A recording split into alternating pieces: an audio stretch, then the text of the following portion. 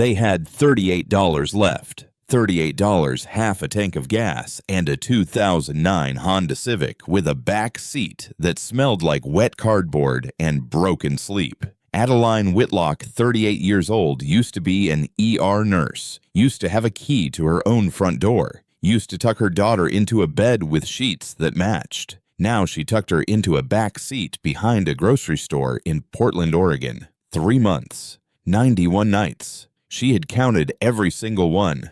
Her daughter Wren was 9. Wren still believed her mother could fix anything. That belief was the only thing Adeline had left worth protecting.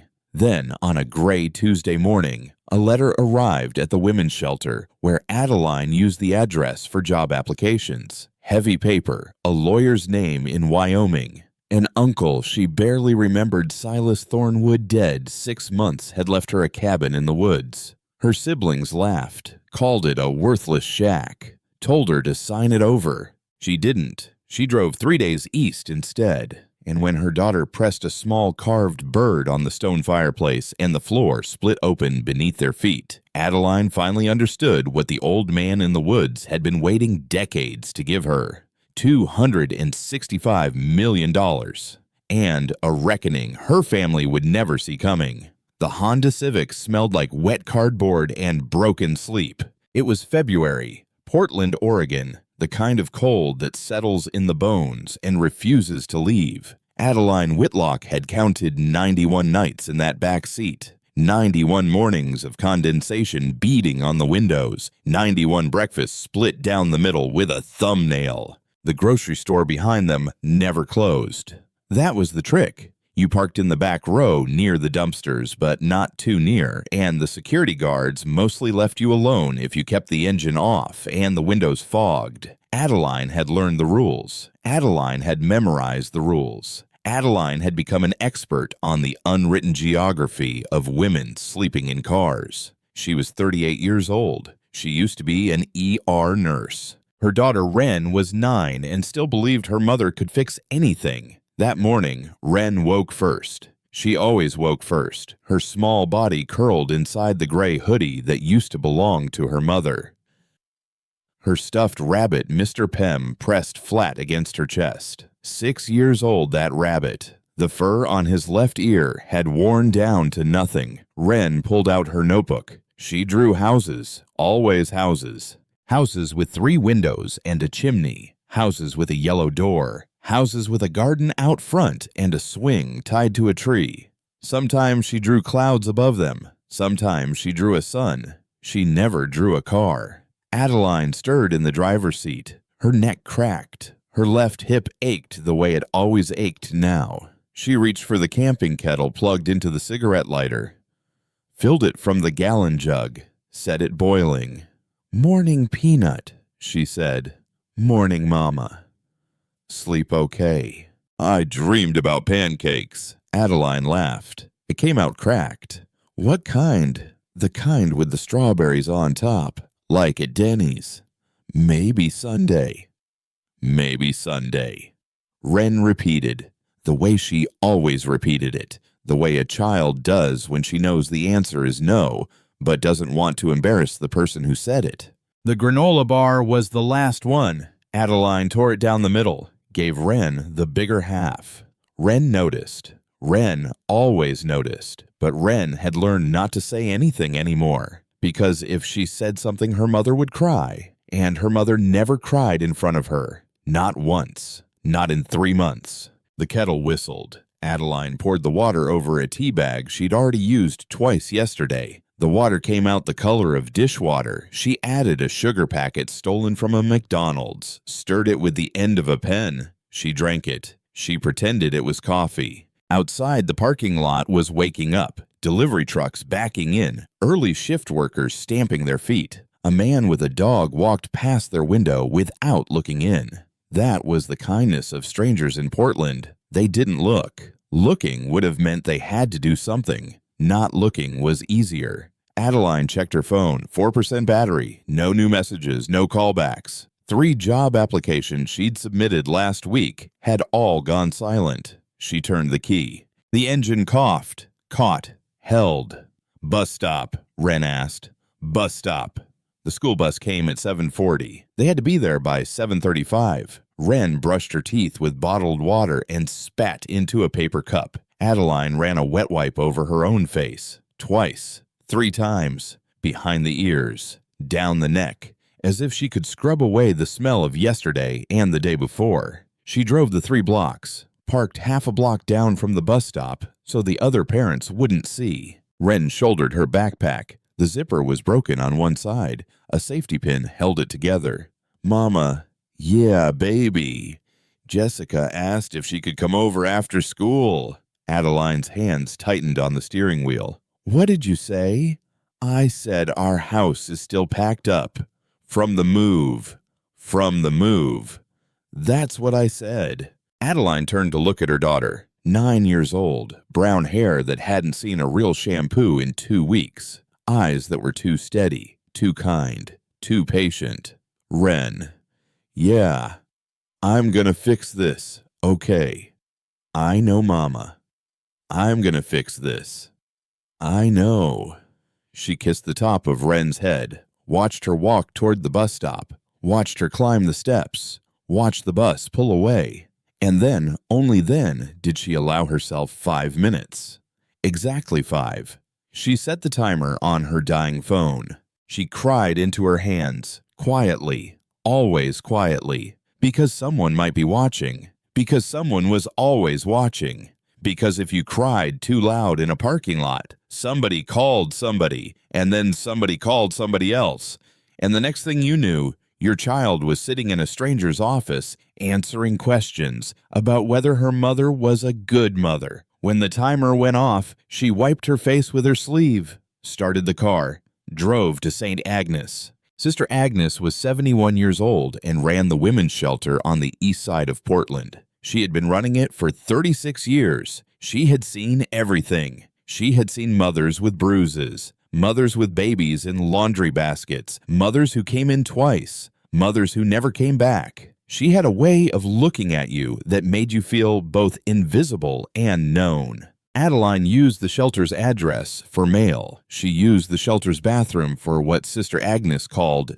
dignity maintenance. She used the shelter's phone sometimes when her cell ran dead. She had not asked Sister Agnes for a bed, not yet, because if she took a bed, she would have to give up the car, and the car was the last thing standing between her and the system. Adeline had been in the system before, a decade ago, when her first marriage went bad, when Wren was barely walking and her ex-husband still had fists. Sister Agnes had been there then too. Sister Agnes had been the one who handed her the tissues and the bus pass and the address of the courthouse. That was a long time ago. That felt like a long time ago. Adeline, Sister Agnes said when the door swung open. She had a stack of bills in one hand and a half-eaten apple in the other.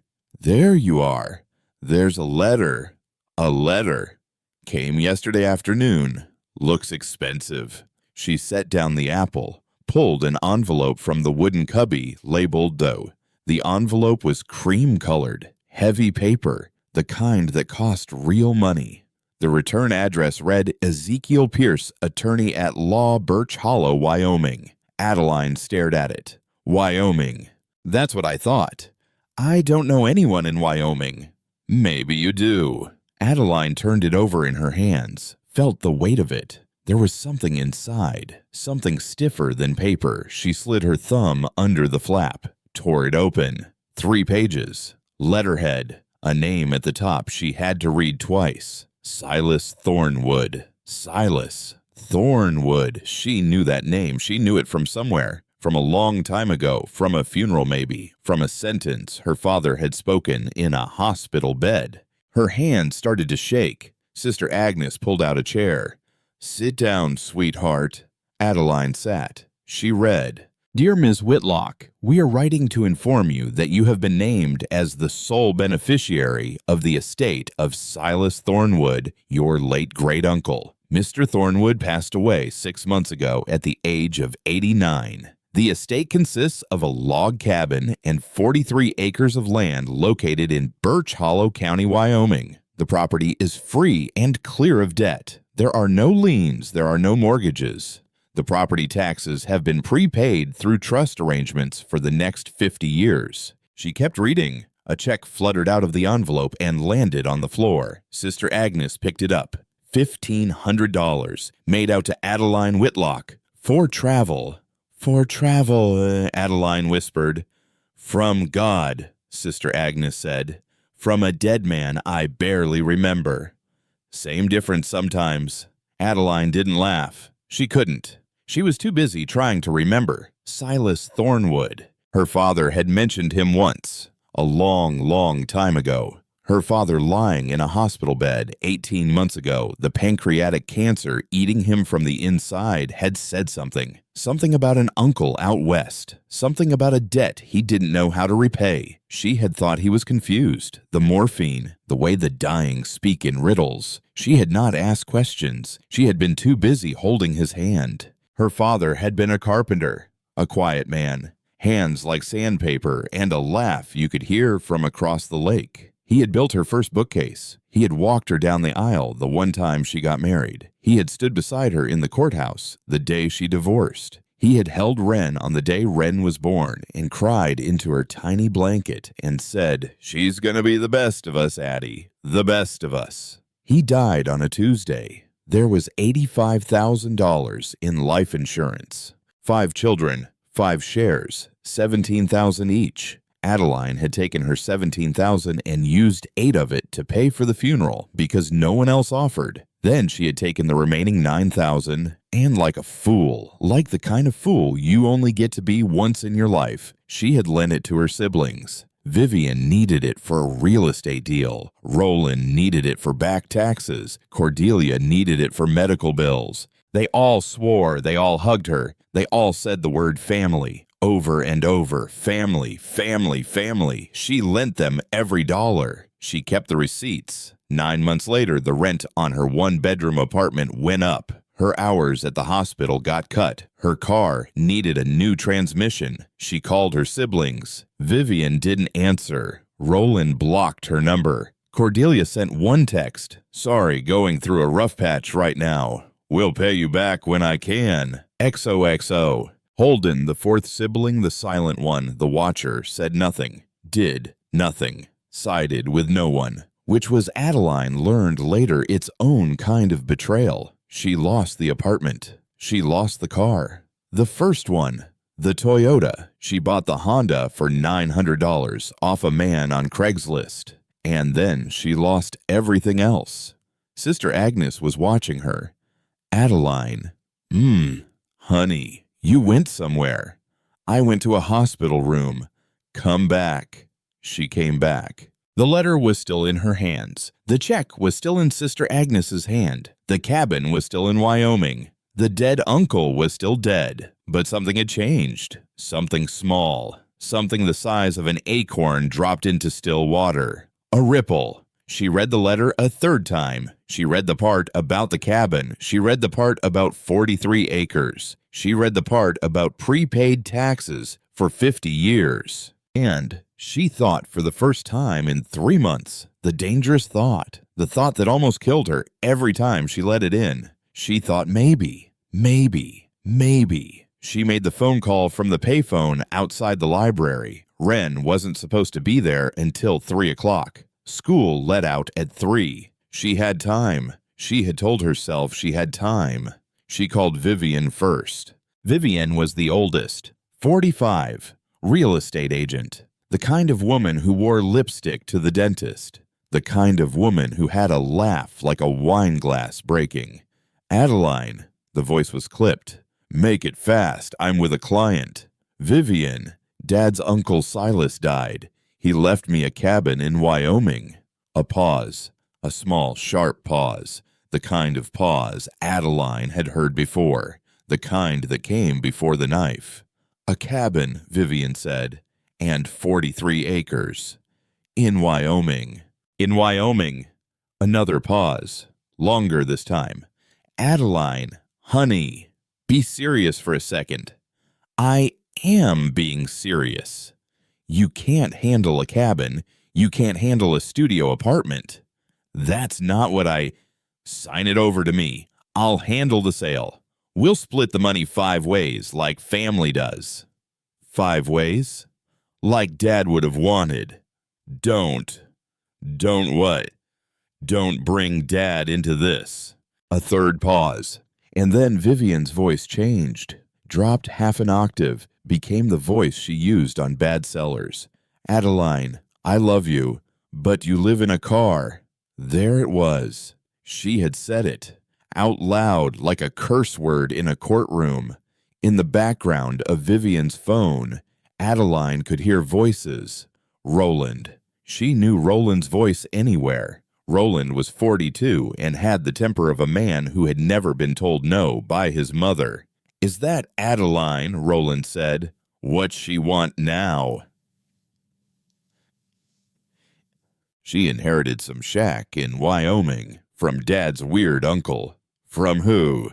Silas, the hermit. Remember the one Dad used to mumble about? Oh, that nut job. She wants to manage it. Herself. A laugh. Roland's laugh. Mean. Short. The laugh of a man stepping on something small. Manage it, Roland said. Sure. The way you managed your apartment, Addie. The way you managed your career. Adeline closed her eyes. She could feel her pulse in her ears. I never asked any of you for help, she said. You took Dad's money. I lent you my share. That's not what happened. That is what happened. You're rewriting history, Adeline. You're not well. I have receipts, Roland. You have nothing. Cordelia's voice now. Cordelia, who was 35 and had the softest, most performative voice in the family. The one who cried on cue. The one who always knew the right thing to say and the wrong time to say it. Adeline, sweetheart, we're worried about you. We've been worried for months. This isn't healthy. Living in a car with a child. We're going to have to make some hard decisions. What does that mean? You know what it means. Say it. Adeline. Say it, Cordelia. Wren deserves better. That's all I'm saying. And then a small voice. Behind Adeline, 3 feet back. A voice she would have known in her sleep. You're mean. Adeline turned. Wren was standing on the sidewalk, school backpack hanging off one shoulder, brown hair frizzed by the wind, cheeks pink from the walk. 3 blocks early, 2 hours early. Adeline had forgotten. It was Wednesday, half-day Wednesday. Wren had heard. Wren had heard all of it. You're mean, Wren said again, louder. All of you are mean. Is that the brat? Vivian's voice through the phone, suddenly bright, suddenly sweet. Cordelia, you raised yourself a brat.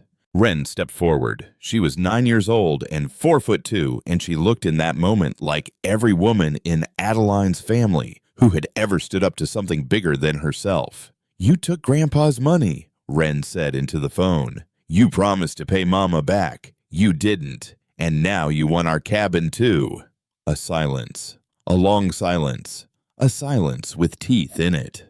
Get your daughter under control, Adeline, Vivian said, and sign over the property. You don't have a choice here. Adeline hung up the phone. She didn't slam it. She just let it drop. Click. It swung on its metal cord. She knelt down on the sidewalk, pulled Wren into her arms, pressed her face into Wren's hair, which smelled like school and wind and a child who had been through too much already. I'm sorry, baby. It's okay. You shouldn't have heard that. They're trying to take our cabin, Mama. I know. Are you going to let them? Adeline pulled back, took Wren's small face in her hands, looked at her daughter's eyes the way she had looked at them on the day she was born when the nurse first laid her on Adeline's chest, and Adeline thought this one I will not fail. No, Adeline said. I am not going to let them. Promise. Promise. Cross your heart.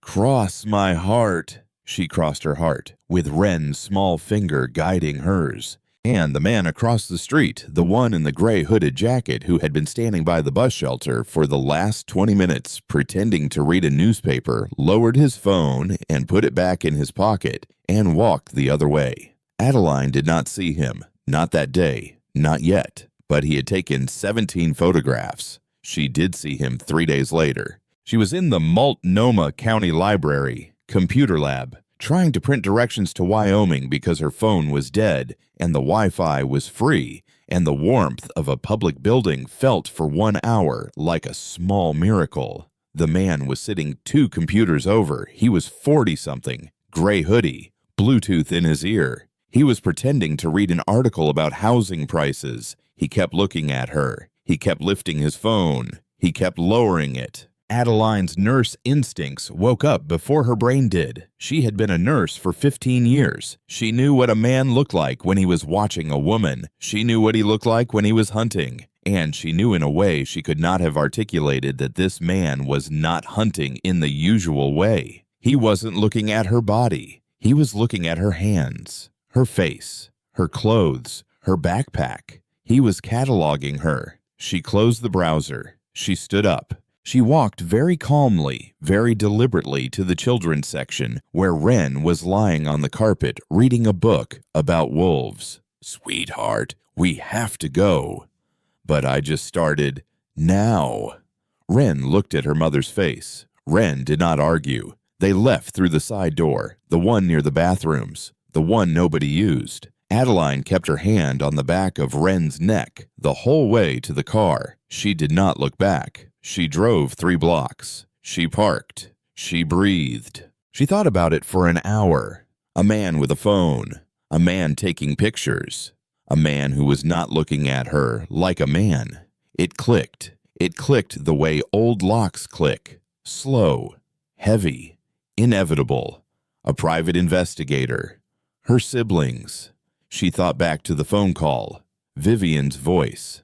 "We're going to have to make some hard decisions." Cordelia's voice. "Wren deserves better." Adeline felt cold. Then she felt hot. Then she felt something else. Something she had not felt in 2 years. Not since the day her landlord had taped the eviction notice to her door. Not since the day she had walked out of the hospital with her last paycheck. Not since the day she had said out loud in her own kitchen, "We can sleep in the car for a few nights. It'll be an adventure." She felt anger, cold, clean anger, the kind that doesn't burn, the kind that builds. She started the car. She turned to her daughter. "Wren, pack the rabbit. We're leaving tonight." "Tonight? Tonight. Where are we going?" Adeline looked at the envelope on the passenger seat, the one she had kept folded inside her bra for 3 days because she did not trust the world to leave it alone. "Wyoming," she said. Wren's eyes went wide. Wren reached for her backpack. Wren reached for Mr. Pym. Wren reached for her notebook with all the drawings of houses. "Tonight," Wren whispered. "We're going to our cabin. We're going to our cabin. Crossed your heart. Crossed my heart." They drove through the night, out of Portland, up through the Columbia River Gorge where the wind tried to push them off the road and the truckers passed them at speeds that rattled the Honda's tired bones.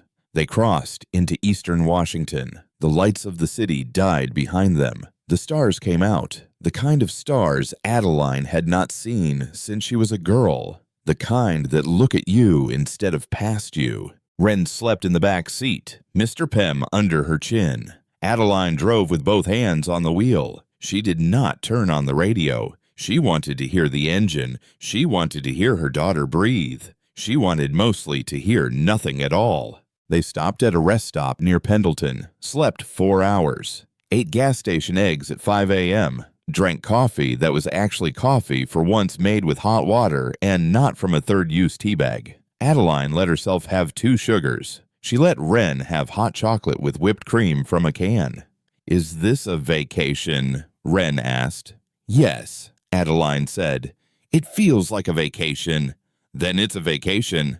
The second day took them through the rest of eastern Oregon and into Idaho. Idaho was wider than Adeline had imagined. Idaho was longer than Idaho had any right to be. They drove for hours through sagebrush and red rock and skies so wide they made the windshield feel like a portrait frame. Wren counted cows. Wren counted hawks. Wren counted billboards for things they would never buy.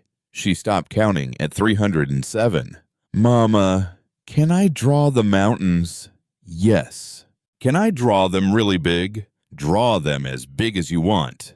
Wren drew them as big as the page would allow. She drew the cabin small, a tiny square at the bottom of the page, two little figures in front of it, holding hands. The third day they crossed into Wyoming. Adeline pulled to the side of the road. She did not know why. She just did. She got out of the car. She stood on the gravel shoulder. She looked east. The sky was so blue it hurt the back of her throat. The mountains in the distance were so old they looked like they had been carved out of the bones of the earth. Wren got out too, stood beside her, took her hand. "It's big," Wren said. "It's big." "Are you scared?" "A little." "Me too." "That's okay." "What if it's a shack, Mama?" "Then we'll have a shack." "What if it's worse than a shack?" Adeline thought about it for a long time, long enough that a hawk circled overhead and disappeared behind a ridge. "Then we'll have each other," she said, "and we'll figure out what to do next." Wren squeezed her hand.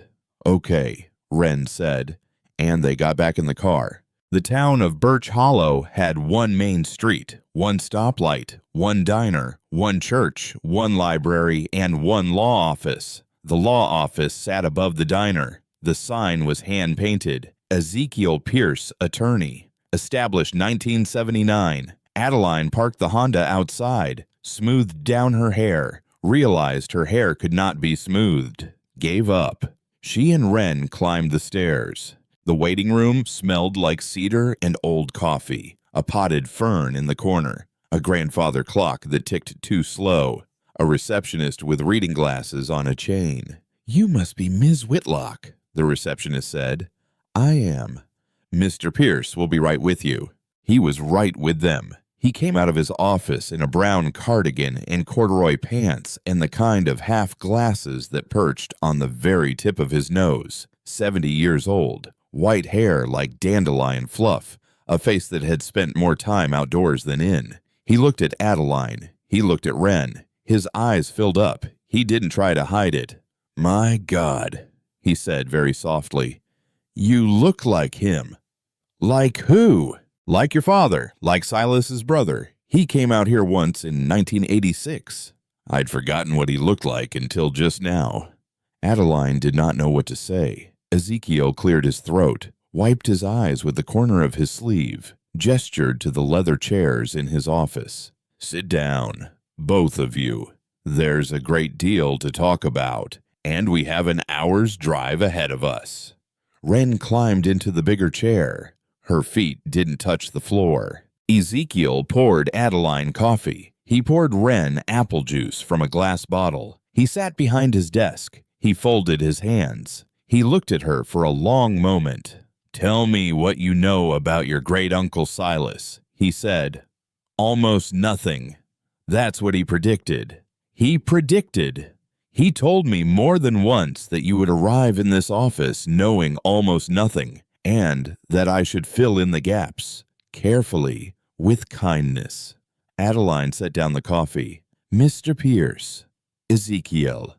"Ezekiel, who was he?" Ezekiel leaned back in his chair. He laced his fingers behind his head. He looked at the ceiling for a moment, the way a man looks at the ceiling when he is trying to decide where a story begins. "Silas Thornwood," he said, "was a Wall Street accountant. New York. Manhattan. The kind of man who wore a gray suit every day for 20 years and made other people very rich and was not himself ever entirely happy. He married late. A woman named Margaret. She was a music teacher. He loved her. They had one son, Elias." Wren looked up from the apple juice. "Elias was born in 1980, Ezekiel said. "He was a good boy, a bright boy. He loved birds. He had a notebook full of drawings of birds. Silas used to send me a Christmas card every year, and the card always had one of Elias's bird drawings on the front." Ezekiel paused. He took a slow breath. In the summer of 1990, the family went on a camping trip to a lake in the Catskills. Elias was 10 years old. He was by all accounts a strong swimmer, but there was a current that day, and a hidden drop-off, and no one saw him go under until it was too late. Adeline put her hand over her mouth. Margaret left Silas 6 months later. She could not look at him without seeing the lake. She could not look at the world without seeing her son. She moved to Florida. She remarried. She died, I believe, in 2003. And Silas quit his job, sold the apartment, sold the car, sold everything he owned, and he came out here, to this land. He paid cash for 43 acres in 1990. He built the cabin himself over 2 summers with his own 2 hands. He lived in a canvas tent the whole time he was building it, in Wyoming winters. Why? Because he could not be where his son was not.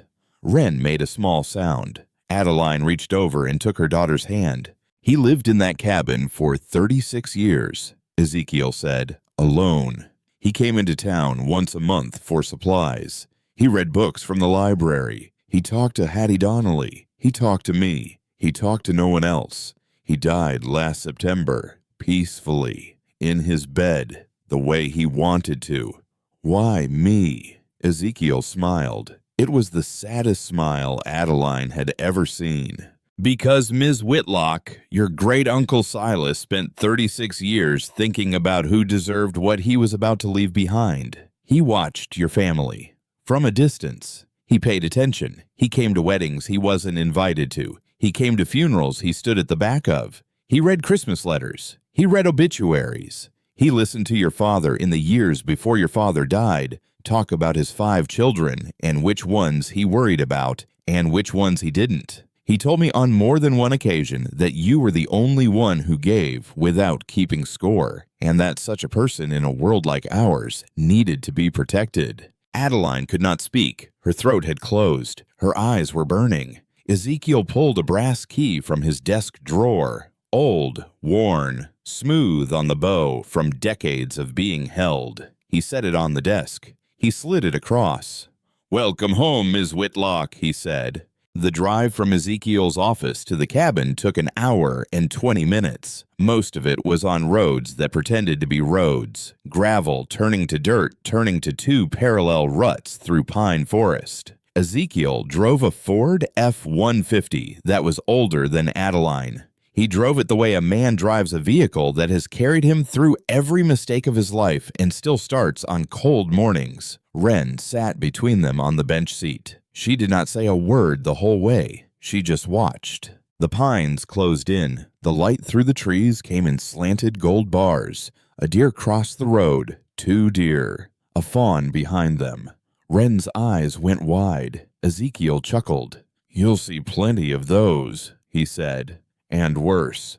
There are bears up here, black bears. They mostly mind their own business. There are elk. There are mountain lions, though you won't see those. They'll see you." "Are we safe?" Wren asked. "Safer than you've ever been, sweetheart." She believed him. Adeline saw her daughter's shoulders drop half an inch, saw the breath come out of her lungs, saw something her daughter had been holding for 3 months, for 2 years, for 9 years of her short life begin to loosen. The road curved, the trees opened, and the cabin appeared. Adeline forgot how to breathe. It was not a shack. It was not a trailer. It was not a falling down disaster waiting to crush her under its rotted roof. It was a home.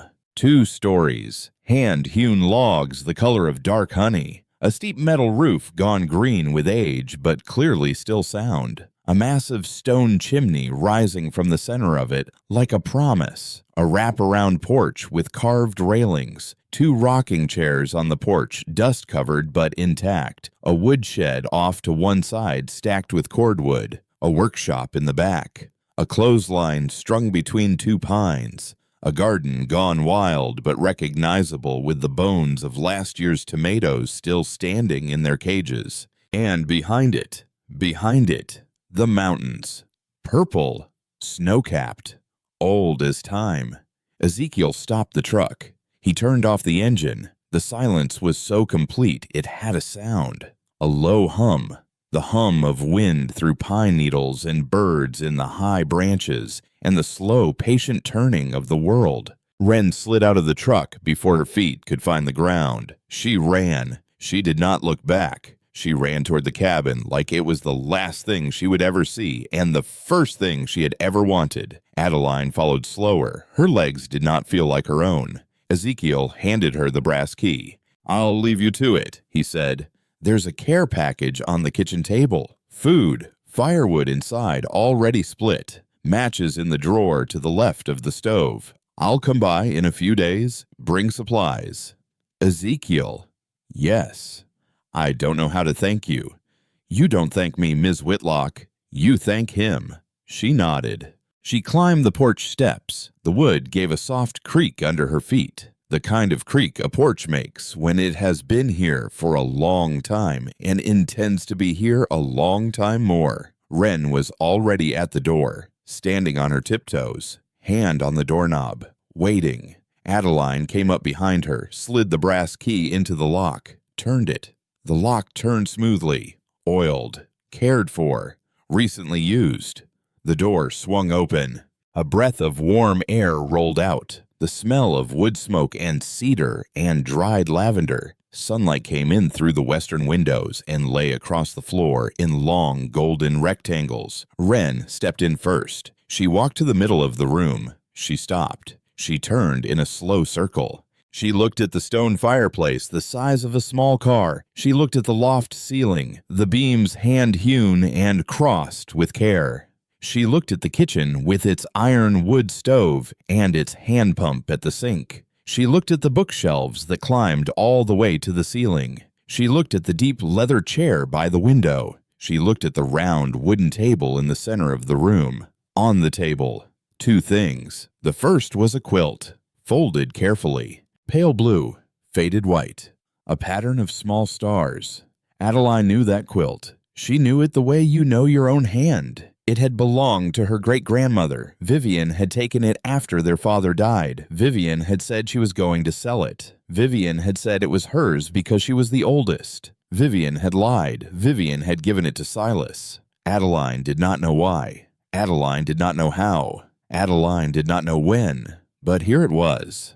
On a table in a cabin in Wyoming, folded, waiting. The second thing on the table was a small leather book, a recipe book. Adeline picked it up.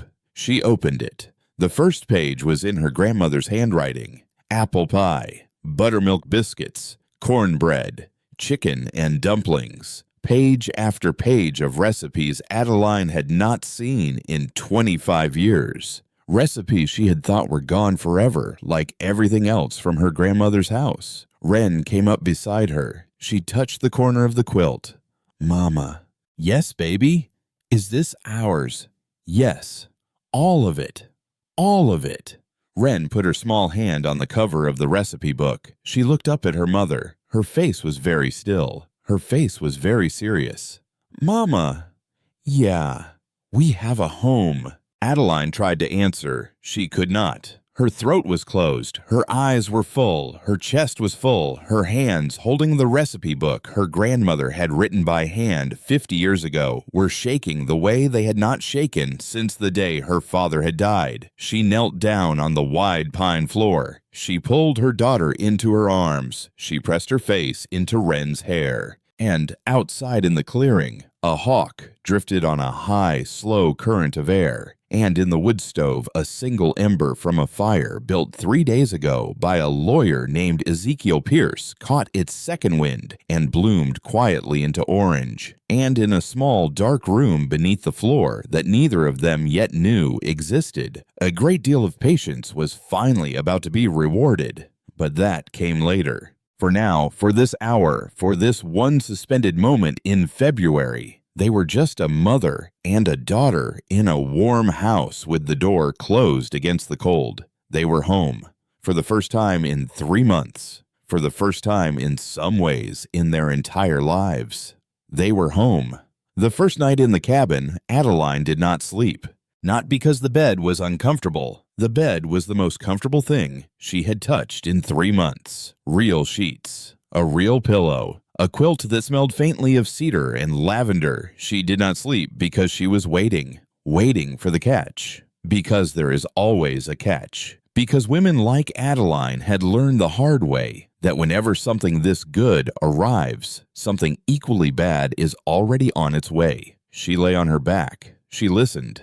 The cabin made sounds she did not recognize. The settling of old wood, the wind in the chimney, a creature small and curious scampering across the porch and pausing and scampering away. An owl. 2 owls, a long, deep, mournful conversation between owls. Wren slept in the next room. Wren slept the kind of sleep Adeline had not seen on her daughter's face in years, the kind of sleep where the jaw goes soft. That was the thing that finally broke her. The slack jaw, the unclenched fist on the pillow, the way Wren's body had stopped bracing. Adeline cried for the second time in 24 hours, quietly.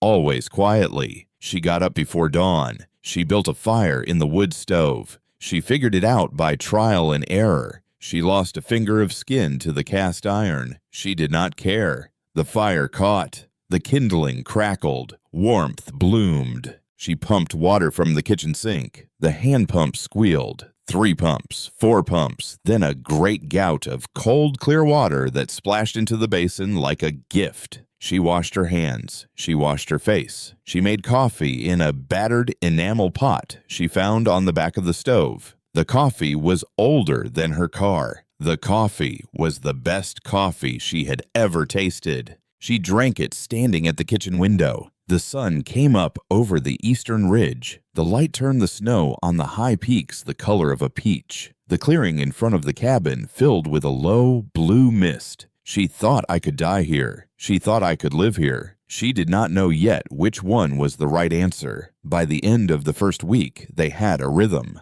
Adeline learned the wood stove. Adeline learned the pump. Adeline learned the solar panels Silas had installed on the south-facing roof and the battery bank in the cellar and the inverter that hummed quietly behind the kitchen pantry. There was no grid power. There was no cell signal. There was a single phone line strung from a pole half a mile down the road and a corded telephone on a small table in the front hall, and the ringer was set so low Adeline almost missed it the first time it rang. Wren learned the woods. Wren learned the trail behind the cabin that led to the creek. Wren learned which berries were poison and which were not. Wren learned that if you stayed very still, a chickadee would land on your outstretched palm. Wren learned that her own laughter sounded different when there was no one but a mother and a forest to hear it. The forest, Adeline realized, was teaching her daughter how to be 9.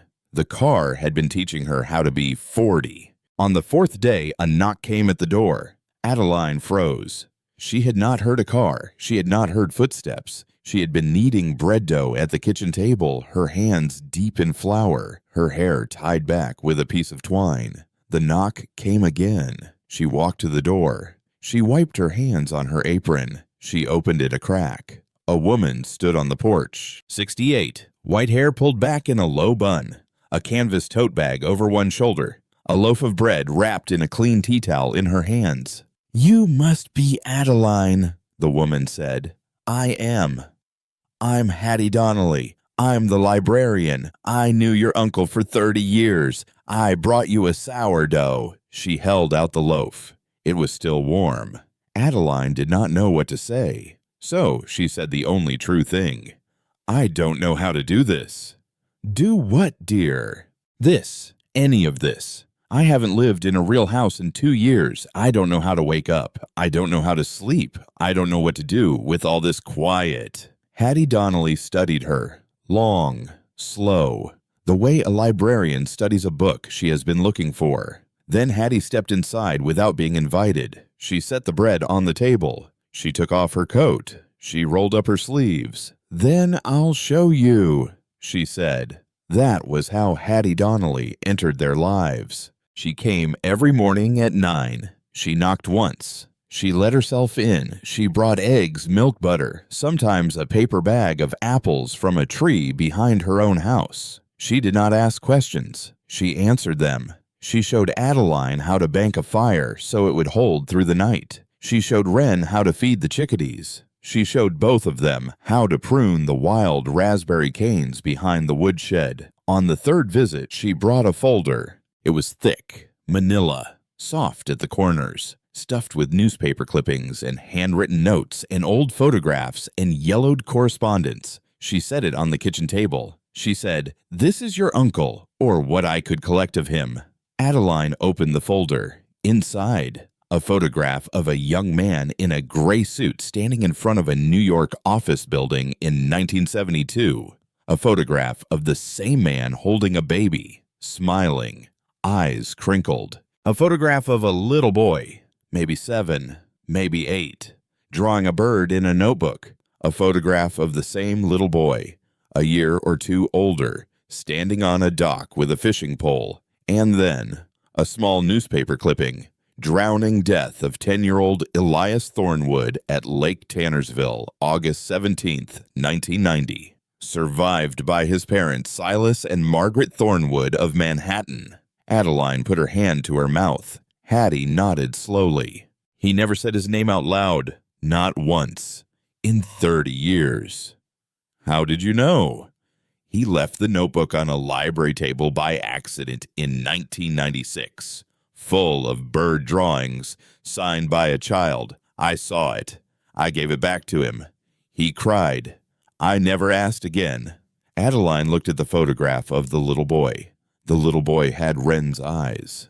Not the color, the shape, the way they smiled. She felt something turn over in her chest. She thought he saw her. She thought he saw Wren. She thought he saw the daughter he could not save. In the daughter I could not stop trying to save. That was when she understood. Not the whole of it. Not yet, but enough. That same week, Wren found the bird. She was sitting on the rug in front of the fireplace. It was late afternoon. The light was the color of weak tea. Adeline was making soup in the kitchen. Hattie had gone home for the day. Wren had a tape measure. She had been measuring the cabin, room by room, drawing diagrams in her notebook, because she had read a book once at the library about a girl who measured her grandmother's house and found a secret passage, and Wren, being Wren, had decided that all old houses must have secrets, and a cabin built by a man who had lost his only son was almost certainly the kind of house that kept them. She came into the kitchen. She had soup on her chin. Mama. Yes, baby. The math doesn't work. What math? The outside is 42 feet. I measured twice. Okay. The inside is 38. Adeline set down the spoon. Are you sure? I measured 3 times. Wren. It's missing 4 feet, Mama. Adeline stared at her daughter. Then she walked very slowly into the main room. She looked at the south wall. She looked at the north wall. She looked at the fireplace. The fireplace. The fireplace took up most of the north wall. It was massive, riverstone, hand-fitted by someone who knew what he was doing. The hearth was a single slab of slate 2 inches thick, 4 feet wide. She knelt down on the slate. She ran her hands along the edges. Nothing. She stood up. She studied the mantel. The mantel was a single beam of oak carved along its length, leaves, vines, animals, dozens of small carved creatures hidden in the pattern. Mice, rabbits, squirrels, and birds. So many birds. A hawk in mid-stoop, an owl with its wings folded, a heron at the edge of the pattern, and down in the lower right corner, a small wren, a tiny one, smaller than the others, more worn, the wood around it darker as if it had been touched again and again by an old man's thumb. Adeline's heart began to pound. Wren. Yeah. Come here. Wren came. Look at this. Wren looked. She did not need to be told what to do. She reached up. Her small fingers found the small bird. She pressed. The wren gave. It depressed half an inch into the wood. There was a sound like a sigh, the sound of a heavy stone moving slowly against another heavy stone. A line appeared in the slate of the hearth, a hairline crack. The crack widened. The slate parted. Half of it slid sideways. Half of it lifted, balanced on some kind of counterweight Silas had built behind the wall. A staircase appeared. Stone steps. Going down, Wren did not say anything. Adeline did not say anything. The dust that had been sleeping in the crack for 30 years drifted up into the firelight. A flashlight. A flashlight had been in the kitchen drawer. Adeline did not remember walking to the kitchen. She did not remember picking up the flashlight. She did not remember walking back. But there it was in her hand, and her thumb was on the switch, and Wren was beside her with her small hand fisted in the back of Adeline's sweater. "Stay close to me," Adeline said. "I will." "Don't touch anything." "I won't." "If I say go up, you go up. Don't argue." "I won't." She started down the steps. The steps were narrow. Carved, it looked like directly into the bedrock. 12 of them. Maybe 13. They turned once, and then the chamber opened. Adeline made a sound she did not recognize. The flashlight beam swept across the room. A vaulted ceiling, hand-hewn beams thick as a man's torso, smooth stone walls. The temperature was lower than the cabin upstairs, but not cold. A constant, dry coolness. The kind of climate control you would build into a museum. Shelves. Floor-to-ceiling shelves, wooden crates stacked with military precision, each one labeled in black marker. Numbers, dates, glass-fronted cabinets, soft-padded recessed, leather-bound books, arranged by size.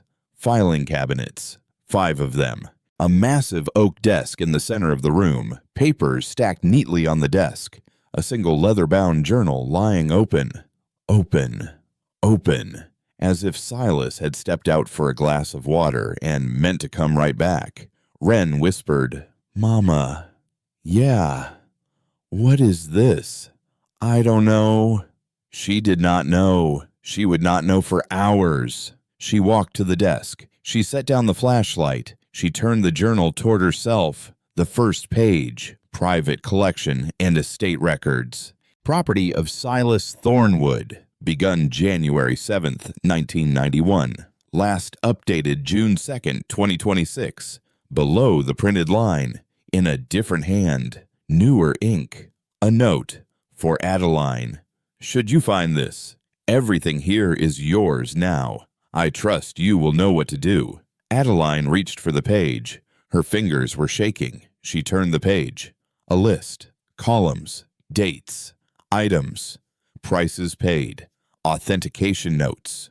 Current estimated value. A landscape painting by Albert Bierstadt, purchased at an estate sale in Boston, October 1991. Price paid $400. Current estimated value $58,000. A first edition of Walden, purchased private sale 1993. $600. $42,000. She turned the page. A Mary Cassatt drawing, purchased 1994. $1,100.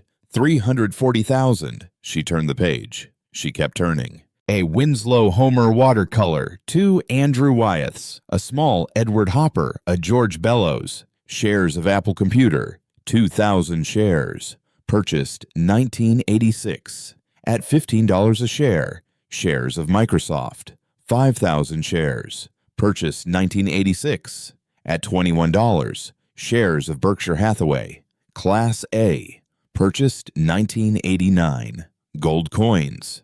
American Eagles Krugerrands, St. Gaudens Double Eagles. Listed by weight. A first folio Shakespeare. Acquired 1998. Provenance from a Boston estate. She turned the pages faster, faster, faster, until her fingers were trembling so hard she had to set the journal down flat on the desk. She turned to the last page, the summary page, dated June 2nd, 2026. Final accounting as of this date. Total estimated value of collection based on current market conditions and professional appraisals. Paintings and sculptures, $73,200,000. Rare books and manuscripts, $18,500,000. Coins and precious metals, $42,800,000. Stocks and bonds current valuation, $112,300,000. Miscellaneous and decorative, $18,200,000. Total estimated value, $265 million.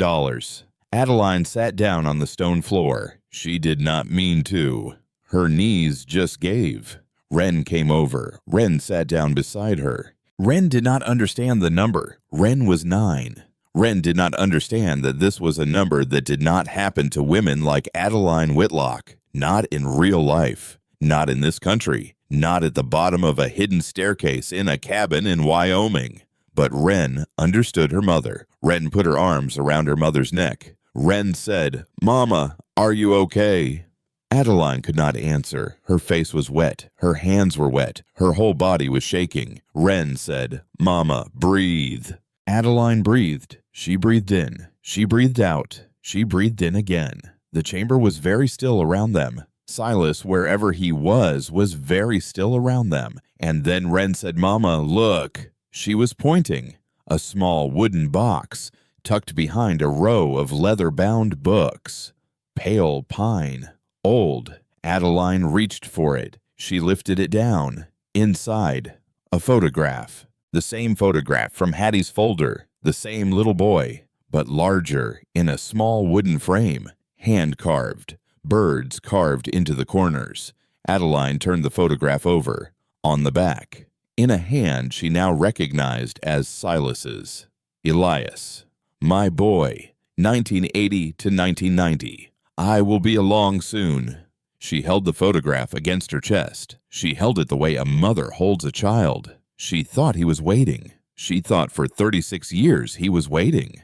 She thought he made all of this. He built all of this. He saved all of this. And he was just waiting to put it in the hands of someone who would not waste it. She had been chosen. She had not earned it. She had been chosen. That was the worst and best thing she had ever felt. That was the moment she knew she was going to have to fight for it. The story leaked on the 8th day. Adeline did not know how. Maybe Hattie said something to her sister-in-law. Maybe the cashier at the general store mentioned that the recluse's niece was paying for groceries with cash from the bank in Sheridan. Maybe a reporter looking through old county records noticed that the deed had changed hands. In any case, on the 8th day the phone rang. Adeline picked up. A man's voice. Crisp. Friendly. Wrong. "Ms. Whitlock, my name is Daniel Crew. I'm with the Wyoming Tribune. I wonder if I could ask you a few questions about your inheritance." She hung up. The phone rang again 10 minutes later. She unplugged it. That afternoon, she drove the Honda into Birch Hollow for supplies. She walked into the general store. The owner, a man named Marv with a beard like a snowdrift, looked up from his crossword. "You've been on the news," he said. "Pardon?" "The news, ma'am. Wyoming Public Radio. They said an heiress had inherited a Thornwood estate." An heiress. That's the word they used. She bought her groceries. She drove home. She did not turn on the radio. She did not need to. She knew with a sick certainty that lived in the base of her spine that her siblings would know within hours. She was wrong. They already knew. That was the part that knocked the wind out of her. That was the part that made her sit down on the porch steps and put her head between her knees. They had known before her. They had hired Daniel Crew before her. They had been working on this for weeks. The first one to call was Cordelia. Cordelia, who was 35 and had a voice like honey on a wound. "Adeline, sweetheart, we need to talk." "No." "Adeline, please." "No." "There's a child involved. Wren." "Adeline, you have to think about Wren." "I am thinking about Wren." Living in the woods, with no power, no medical care, no school. There's a school in Birch Hollow. That's not a real school. Cordelia. Yes. Stop. I love you. Stop. She hung up. Vivian called next. Vivian, who was the practical one, the one who got things done, the one who would Adeline knew already have a lawyer on retainer. "Adeline, don't say anything. Just listen." "Hi, Viv." Adeline. "Hi, Viv. You're not equipped for this. You know you're not equipped for this. Let me come up. Let me look at the property. Let me help." "No." "You're being stubborn." "No." "You're being a child." "You called me a child." "I called you a child because you're acting like one." "Goodbye, Viv." Don't you dare hang up on... She hung up. Roland did not call. Roland did not have to. Roland came in person. He came on a Saturday. He came in a black rental SUV. He came with Vivian in the passenger seat and Cordelia in the back, and a man Adeline had never seen in a charcoal suit, and a woman with a professional camera who began taking pictures the moment the SUV doors opened. A second car pulled up behind theirs, a silver sedan. A man in a gray hooded jacket got out. The same man from the library, the private investigator. Adeline stood on the porch. She did not invite them up. She did not offer them coffee. She crossed her arms. She put her body between the front door and her family. Wren was inside. Wren had been told the moment the SUV had appeared at the bottom of the drive to go to her bedroom and lock the door and stay there. Vivian climbed the porch steps first. She was wearing the kind of jacket that cost $1,000. She was wearing the lipstick she wore to the dentist. "Adeline," she said, soft, pitying. "Honey, we came as soon as we could. You weren't invited. Family doesn't need an invitation. Family also doesn't hire private investigators." A flicker, a small flicker, just behind Vivian's eyes. She recovered fast, almost fast enough. "I don't know what you're talking about." Adeline looked past her, pointed, right at the man in the gray hooded jacket. "Him. He's been following me for weeks. I saw him in Portland. I saw him at the library. I see him now." The man in the gray jacket looked at his shoes. Roland came up the steps. Roland had not aged well. Roland had a temper that lived in his neck and showed up as a vein when he was about to lose it. The vein was showing. "You're being paranoid, Addie." "Don't call me that. You're being paranoid and unstable, and your daughter..." "Stop. Your daughter is being raised in conditions that are not safe. Stop talking about my daughter." The man in the suit stepped forward. He was somewhere in his 50s, silver hair, the kind of expensive suit that does not crease. "Ms. Whitlock, my name is Reginald Crow. I represent your siblings in a matter concerning the welfare of your minor child and the management of the Thornwood estate." "You represent them?" "Yes. What do you want?" "We are filing a petition for guardianship of Wren Whitlock and for the appointment of a financial conservator over the estate on the grounds that you, the current sole heir and legal guardian, are exhibiting signs of impaired judgment, financial incompetence, and unstable housing arrangements that may not be in the best interest of the child." Adeline did not move. She did not blink. She did not breathe. Reginald Crow held out a thick stack of papers. She did not take it. He set it on the porch railing. Cordelia was crying. Cordelia could cry on command. Cordelia was crying very quietly with the kind of restraint that read on camera like grief. The photographer was taking pictures. A lot of pictures. Adeline stepped back. Just one step. Just enough to put her shoulder against the door. "Get off my porch," she said. Vivian raised her hands, palms out, the way you do to a horse that might kick. "We're not your enemy, Adeline. Get off my porch. You can sign over a portion now. Make this easy. We'll drop the petition. We'll get off my porch." Roland was the one who lost it. Roland always lost it. "You ungrateful, get off my porch." She had not yelled in a very long time. It came out louder than she expected. It came out from somewhere deeper than her lungs. It came out from the bottom of 3 months of parking lots and 10 years of swallowing every insult and a lifetime of being the one who absorbed everyone else's blows. The vein in Roland's neck went purple. Vivian touched his arm, held him back, steered him. "This isn't over," Vivian said, quiet, cold. "We will see you in court, Adeline. And when the judge sees the police report from when you were evicted, and the photographs of where you've been sleeping, and the testimony from your own siblings about how concerned we've been for years, you will lose. Not just the money. You will lose her." The word her hung in the cold afternoon air like a held knife. Adeline did not answer. She did not have to. The look on her face answered for her. They left. The SUV crunched down the gravel drive. The silver sedan followed. Adeline stood on the porch until both cars were swallowed by the pines. Then she sat down on the porch steps. Then she put her head in her hands. Then she allowed herself for the second time that day exactly 30 seconds. She counted them out loud. When she got to 30, she stood up. She wiped her face. She went inside. Wren was sitting on the kitchen floor with Mr. Pym. Wren had heard everything. Wren said, "Mama." "Yes, baby." "They're going to take me." "They are not going to take you." "They're going to try." "Yes, they're going to try." "What do we do?" Adeline knelt down. She took both of her daughter's hands in her own. "We fight," she said. "How?" "I don't know yet." "That's okay, Mama." "That's okay." Sheriff Tobias Reeve arrived an hour later. Ezekiel had called him. Ezekiel had heard about the SUV from Marv at the general store, who had seen it pass through town, and Marv had called Hattie, and Hattie had called Ezekiel, and Ezekiel had called the sheriff.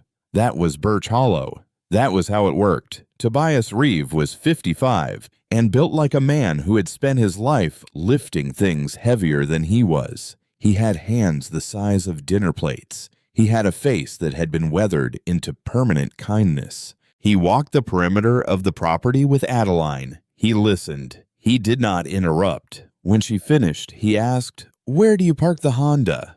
"By the woodshed." "Show me." She walked him to the Honda. He got down on one knee. He shone a small flashlight up under the rear bumper. He grunted. He reached up. He came out holding a small black plastic disc no larger than a silver dollar with a magnet on the back. "GPS tracker," he said. "How long has it been there?" "Hard to say. Long enough." Adeline felt her stomach turn over. "That's illegal." "Yes, ma'am, it is." "That's stalking." "In Wyoming, yes, ma'am." He sealed the tracker in an evidence bag. He wrote in his notebook. He looked up. "Ms. Whitlock." "Yes." "I'm going to give you my personal number, day or night. Anything happens, anything at all, you call me." "Why?" He paused. He looked off for a moment toward the cabin. "Because I knew Silas for 20 years, and Silas didn't give this place to just anybody." He drove away. Adeline stood by the woodshed for a long time after he was gone. She had not stopped shaking exactly. She had just gotten used to it. The community came in slow, quiet, like deer at dusk. Marv from the general store delivered a box of supplies the next morning. No charge. Bread, cheese, coffee, 2 pounds of bacon, a box of chocolate for Wren. The town doctor, a woman named Edith Pruitt, who was 65 and had been delivering babies in this county for 40 years, drove out and examined Wren on the kitchen table. Eyes, ears, throat, weight, height, lungs. She wrote a 4-page report and printed it on her own letterhead and handed it to Adeline. "You have a healthy 9-year-old, she said. "Eats well, sleeps well, sharp as a tack. If anyone tells a judge otherwise, you call me, and I'll come testify in my pajamas if I have to." Hattie Donnelly stayed all day, every day for 3 days. She did not say what she was doing. She did not have to. She was a witness, a walking, talking, deeply respectable 68-year-old witness who could, if needed, sit on a witness stand and tell a courtroom what a child actually looks like when she is being well loved. On the second night, Hattie taught Wren how to make apple pie. The recipe came from the leather book. The recipe was Wren's great-great-grandmother's recipe. Wren stood on a stool. Wren rolled out the dough with a wooden pin Silas had carved himself, the handles smooth from decades of use. Hattie guided her hands. Adeline stood in the doorway. She watched her daughter make a pie her own grandmother had taught her to make in a recipe book her own grandmother had written with a woman she had only known for 10 days who was teaching her like a grandmother teaches. 3 generations of women in a kitchen in Wyoming. Adeline thought this This is what they want to take. Adeline thought over my dead body. The phone call came that same night, late, 11:30. Adeline almost did not answer. She did. A man's voice, cracked, old before its time. Adeline, who is this? A long pause. It's Holden. She sat down at the kitchen table. Holden was the silent one, the third sibling, 40 years old, the one who had said nothing when their father died, and nothing when she lost the apartment, and nothing when she lost the car, the one who had watched all of it from the corner of every room. Holden, I'm out. What? I'm out. I told them I'm out. I withdrew my name from the petition. They filed without me. Holden, why? Because I should have been out the whole time. She did not know what to say. He did. Adeline, there's something you should know. About Cordelia. What? She has a son. Adeline blinked. What? His name is Finch. He's 7. She had him with a man she was seeing for about 6 months in Phoenix 3 years ago. The man left. She told no one. She didn't even tell Mom before Mom died. He lives with our mother right now. Cordelia hasn't seen him in 5 weeks. She's too busy with the lawyer. He has asthma. He has nightmares. He asks where she is. Mom doesn't know what to say to him. Adeline felt her hand go to her mouth. Why are you telling me this? Because she's coming for your daughter. A pause. And she's leaving her own son in a house with a sick old woman. Holden, I know. That's a child. I know. That's a child, Holden. I know, Addie. She closed her eyes. She thought, now what? She thought, now what do I do with this? She thought, I am 38 years old, and I have been homeless, and I have been robbed, and I have been mocked, and I have been hunted, and now you are telling me there is a 7-year-old boy who needs someone, and you are calling me his aunt, who he has never met. She thought Silas did this on purpose. She thought Silas did all of this on purpose. Holden! Yeah. Get him to me. A pause. What? Get him to me. Not tonight. After the hearing. I will figure out the rest. I will figure out his mother. I will figure out the legal piece. But I will not let a child sleep in a house where nobody is asking him how his day was. Holden's voice broke. Addie. What? I should have helped you sooner. Yes, you should have. I'm sorry. I know. I'm so sorry. Get the boy to me, Holden. That's how you say sorry. She hung up. She sat at the kitchen table. She did not move for 10 minutes. The fire in the wood stove popped. A piece of birch settled in the grate. She picked up the phone again. She dialed Ezekiel. It's me. Adeline. I need a lawyer who has fought guardianship petitions before. The best one in the state. I have her on standby. Of course you do. Her name is Theodora Ashby. She lives in Cheyenne. She has won every guardianship case she has ever taken. She is 50 years old. She has 3 grown children, and she does not lose. I called her the day you arrived. Why? Because Silas told me to. When? In 2008. He told me in 2008 that one day a homeless woman would walk into my office and her name would be Whitlock and her siblings would come for her. And I was to have Theodora Ashby on speed dial when they did. Adeline closed her eyes. Ezekiel. Yes. What kind of man was he? A long pause. He was a man who loved one small boy more than the world. And when the world took that boy, he spent the rest of his life trying to make sure no one took anyone else. Adeline let her forehead touch the table. Thank you, she whispered. You don't thank me, dear. I thank him. You thank him. The snow began that night. Adeline was standing at the kitchen window when the first flakes fell. Big, slow, hesitant flakes. They drifted past the porch light. They settled on the railing. They dusted the rocking chairs Silas had left for her without knowing she would come. She heard a sound behind her. Wren in her pajamas, hair tangled, Mr. Pem under her arm. Mama, it's snowing. It is. Like snowing. Yes. Wren walked over. She slid her small hand into her mother's hand. They stood at the window. A long time. Mama. Are we going to be okay? Adeline thought about all of it. The siblings, the petition, the judge they had not yet met, the hearing they had not yet survived, the little boy in Phoenix who did not know yet that he had an aunt in Wyoming who had already in her heart made a place for him. She thought about Silas. She thought about Elias. She thought about the small carved wren on the mantelpiece worn smooth by 36 years of one old man's thumb. Yes, she said. Are you sure? I am sure. How are you sure? She turned her daughter toward her. She bent down. She looked Wren in the eye. Because the man who built this house knew exactly what was coming, and he set the whole table for us before we ever sat down. Wren considered this. Like a chess game. Like a chess game. And we already won.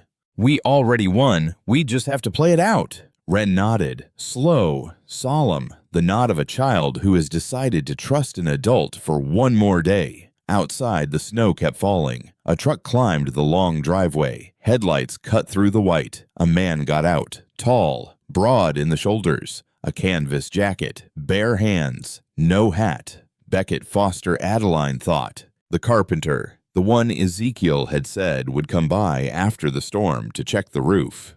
The widower, the man whose wife had died 3 years ago of breast cancer at the age of 40. He looked up at the porch. He saw her in the window. He raised one hand, just one hand, not a wave, a greeting. Adeline raised one hand back. She did not smile. She did not look away. She just stood there with her daughter's hand in hers and watched a stranger walk up her porch steps with snow in his hair. And she thought very quietly for the first time in a long time, the dangerous thought. She thought maybe. And outside, the snow kept falling, and somewhere in Cheyenne, a lawyer named Theodora Ashby was opening a file folder labeled Whitlock. And somewhere in Portland, Cordelia was packing a suit for a courtroom she would not survive, and somewhere under the kitchen floor, a journal lay open to the last page, and the last page was waiting for the rest of the story to be written. The morning of the hearing, the temperature dropped to 9 degrees. Adeline stood in the bedroom Silas had built. She buttoned a navy blouse Hattie had pressed for her the night before. She put on the only pair of dress slacks she owned. She pulled her hair back into a low knot, the way her mother used to wear it. She looked in the mirror. She did not recognize the woman looking back. The woman looking back was not the woman in the Honda. The woman looking back was not the woman in the parking lot. The woman looking back had something behind her eyes that she had not seen there in a long time. Maybe years, maybe ever. Wren came into the bedroom in a green sweater and a corduroy skirt. Mama. Yeah, you look like a person. Adeline laughed. It came out cracked. It came out true. I am a person, Peanut. I know, but today you look like one. Beckett drove them into Birch Hollow in his truck. He had not been asked. He had simply shown up at 6 a.m. with the engine warm in a thermos of coffee and a smaller thermos of hot chocolate for Wren. He did not make small talk. He did not need to. He drove with both hands on the wheel and the heater on high and the radio off, and every 20 miles or so he glanced over at Adeline, and every 20 miles or so she nodded back.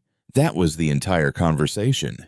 That was enough. The Sheridan County Courthouse sat on a corner of Main Street in a building of pale yellow brick that had been standing since 1923. Stone columns, a bell tower, long, narrow windows that let in a hard, clean morning light. Theodora Ashby was waiting on the steps. She was 50 years old. She was short. She was wearing a charcoal suit and pearl earrings and the kind of low-heeled shoes a woman wears when she plans to stand all day. Her hair was the silver of brushed steel, cut in a sharp bob. Her eyes were the kind of eyes that had read every page of every file before she walked in the building. She held out her hand.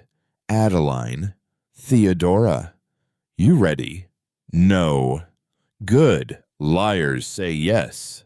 She turned. She walked up the steps. Adeline followed. Birch Hollow had come. The benches were full. Marv from the general store, Dr. Edith Pruitt, Sheriff Tobias Reeve in full uniform, Hattie Donnelly in a blue Sunday dress, the librarian's assistant, the owner of the diner, two ranchers Adeline had never met, a young mother holding a baby, an old man with a hand-carved cane. Sister Agnes had driven 16 hours from Portland. 16 hours. She was sitting in the front row, her hands folded in her lap, her eyes closed in something that was either prayer or rage. With Sister Agnes, you could never quite tell. It might have been both. On the other side of the aisle, Vivian, Roland, Cordelia, Reginald Crowe in his expensive suit, a second lawyer, an associate, the photographer. Cordelia would not meet Adeline's eyes. Roland would. Roland glared. Vivian sat very still. Lipstick, hair, hands, folded, composed. The composure of a woman who has rehearsed. The judge entered at 9 sharp. The bailiff called the court to order. Everyone stood. Everyone sat. Judge Magnolia Hartwell was 62 and had been on the bench in this county for 21 years. Her hair was iron gray. Her face had been carved by Wyoming winters and Wyoming summers and the testimony of 1,000 men and women who had stood in front of her and lied or told the truth, and not always the way she expected. She had seen everything. She had a low tolerance for theater. She looked at the files in front of her. She looked up. "Mr. Crowe, you filed the petition. The floor is yours." Reginald Crowe stood. He smoothed his tie. He began. He was good. He was, Adeline had to admit, very good. He painted her with a steady, careful hand. He used the word concern 37 times in 15 minutes. Adeline counted. He showed the judge bank statements, eviction notices, a photograph of the Honda Civic in a parking lot at night, a photograph of Wren in a worn-out jacket, a photograph of Adeline with her hair in disarray, walking out of a women's shelter with a backpack over one shoulder. The photograph made her flinch. The photograph had been taken without her knowledge. The photograph was 3 weeks old. He called Roland. He called Vivian. He called Cordelia. Roland went first. Roland did not survive his own testimony. Roland made it through the prepared portion. The concerned brother, the years of worrying, the desperate efforts to help that Adeline had rebuffed. And then Theodora Ashby stood up. She crossed the floor in 3 short steps. She did not raise her voice. She did not need to. She held up a single piece of paper. "Mr. Whitlock, on December 11th of 2024, did you receive a deposit of $17,000 from your sister, Adeline Whitlock?" Roland's vein appeared.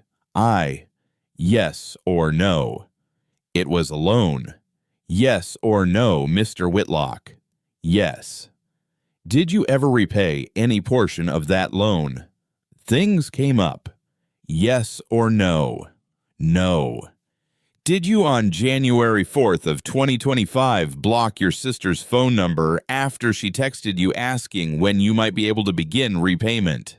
That's not. Yes or no, Mr. Whitlock? Yes. Did your sister at that time inform you that she was facing eviction and that she and her 9-year-old daughter would be sleeping in her car if she could not raise the funds? Roland's mouth opened. It closed. It opened again. The vein at his throat was the color of a plum. Yes. No further questions. She walked back to her seat. The room had gone very still. Vivian went next. Vivian was harder to break. Vivian had been trained. Vivian could close a $500,000 sale to a hostile buyer in 12 minutes. Vivian knew when to soften her voice and when to harden it. Theodora let her talk. Theodora let her describe the long, painful years of watching her sister make poor decisions. Theodora let her describe the heartbreak. Theodora let her describe the desperate last-ditch effort undertaken with great reluctance to step in for the sake of an innocent child. And then Theodora set a small evidence bag on the lectern. Inside the bag, a black plastic disc the size of a silver dollar, a magnet on the back. "Mrs. Bauer," Theodora said, slow, polite, Can you identify this object? Vivian went the color of dish soap. I don't. This is a GPS tracker recovered from underneath the rear bumper of my client's vehicle on February 22nd of this year by Sheriff Tobias Reeve of Sheridan County. We have the chain of custody documented. We have the serial number. We have traced the purchase order. The tracker was purchased on January 30th of this year from a wholesale supplier in Phoenix. The purchaser's name is on record. She paused. She let the silence do the work. Mrs. Bauer, was that purchaser you? Vivian tried. Vivian tried very hard. I purchased it for yes or no.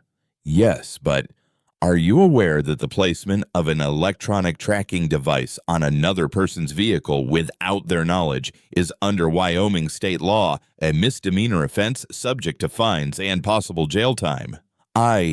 No further questions. Vivian sat down. Her hands were shaking. Reginald Crow's jaw was a hard, horizontal line. Cordelia would not look up. Judge Hartwell took a long, slow note. She did not say a word. She did not have to. After lunch, it was the defense's turn. Sheriff Reeve testified about the tracker, about the date, about the chain of custody, about the harassment statute, about his 20-year acquaintance with Silas Thornwood and his evaluation of the conditions in the cabin, which he described as honest, clean, and considerably safer than half the houses in this county. Dr. Edith Pruitt testified about Wren, about the 4-page medical report, about the child's weight, height, lung function, vision, hearing, dental health, and emotional regulation. She produced school records that showed straight A's in every subject. She produced a note from Wren's 3rd-grade teacher in Portland that read, "This is one of the most resilient children I have ever taught." Sister Agnes testified next. She walked to the stand. She placed her hand on the Bible. She swore the oath.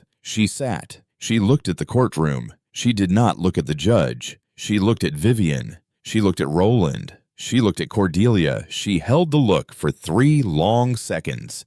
Then she turned to the judge and she spoke. Her voice was low, even, old. Your Honor, I have been the director of St. Agnes Women's Shelter in Portland, Oregon for 36 years. In that time, I have known more than 2,000 mothers. I have known mothers who were running, mothers who were broken, mothers who could not be reached. I have also known a small number of mothers who, despite everything that has happened to them, refuse to let go of their child's hand. Adeline Whitlock is one of those women. She has slept in a Honda Civic for 91 nights this winter. In all of those nights, her daughter went to school every single day, was fed every single day, was hugged every single day, was loved every single day. I have personally watched this woman skip her own meals so that her child could eat. I have personally watched her use the shelter's bathroom to wash her child's hair on Sunday mornings. I have personally watched her on 3 separate occasions decline beds we offered her because she was afraid that accepting them would put her child into the foster care system. That, Your Honor, is not a woman who lacks judgment. That is a woman whose judgment is the only thing standing between her child and a world that has tried for 2 years to swallow them both. She turned then. She looked at Vivian. To use this woman's homelessness as evidence of her unfitness is not just wrong. It is, in my view, as a woman who has spent 40 years among the poor, a moral obscenity. She got down from the stand. She walked back to her bench. No one said a word. The judge wrote slowly in her notebook. Hattie Donnelly testified about Silas. Hattie brought the manila folder, the newspaper clippings, the handwritten notes, the Christmas cards, the bird drawings Elias had made when he was alive. Hattie said, Silas Thornwood was the most patient man I have ever known. He spent 36 years observing his own family from a distance. He came to weddings. He came to funerals. He stood at the back. He took notes. He told me more than once that Adeline was the only one of his great-nieces and great-nephews who gave without keeping score. He told me that one day she would need protecting. He told me that when that day came, the people who were going to attack her would be the people who shared her blood. He told me to keep the folder ready. She set the folder on the witness stand. He was right. Your Honor, he was right. Theodora called Adeline. She walked. She put her hand on the Bible. She sat. She told her story. She did not flinch. She did not pretty it up. She told the courtroom about the eviction, about the Honda, about the parking lots, about the 91 nights, about the granola bars, about her daughter's broken backpack zipper, about the moment 3 years ago when she had handed her 3 siblings $9,000 in cash and asked them as her brothers and sisters to please pay her back. She did not cry, not once. She had cried already. She had cried in cars and behind shelters and in the dark of her great-uncle's bedroom. Today she was empty of tears. Today she was full of something else. When she finished, Judge Hartwell looked at her over the top of the half-glasses. Ms. Whitlock. Yes, Your Honor. Your great-uncle. Why do you think he chose you? Adeline thought about it. She did not answer fast. She thought about Elias, the little boy in the photograph, the bird drawings, the Catskills Lake. The 36 years of grief turned slowly, patiently into something else. I think, she said, he chose me because he could not save his son, and he wanted to make sure somebody saved a daughter. The room went very still. The judge wrote that down. The judge did not look up. Theodora called Wren. Adeline almost stood to object. Almost. But Wren had asked. Wren had asked the night before very seriously, very quietly, if she could speak. Adeline had said yes. Wren walked to the stand. She was 4 feet 2. Her feet did not touch the floor when she sat. She placed her hand on the Bible like she had practiced it. Hattie had practiced it with her. She swore the oath. She sat. She looked at the judge. Judge Hartwell, for the first time that day, smiled. Hello, Wren. Hello, Your Honor. Are you nervous? A little. That's all right. We're just going to talk. Okay? Can you tell me about your mom? Wren took a breath. She let it out. She pulled a folded piece of paper out of her pocket. The edges of it were soft. She had been holding it for weeks. My mom is the strongest person I know. When we lived in the car, she let me eat first, even when she didn't eat. She walked me to the bus stop every day. She helped me with my homework at the library. She never let me feel like being poor was my fault. She kept me safe. And now we have a home. What's it like? It's quiet. There are mountains. I have my own room. There are deer. There's a creek. Mama is teaching me how to bake. Miss Hattie is teaching me how to make pie. The pie is my great-great-grandma's recipe. We are baking it from a book that my mom's grandma wrote a long time ago. So when I bake it, my grandma is in the kitchen too, even though she's dead. A small sound came from the gallery. It was Sister Agnes. It was a sound that meant amen. Judge Hartwell took her glasses off. She rubbed the bridge of her nose. Wren, what do you think about what your aunts and uncle are asking?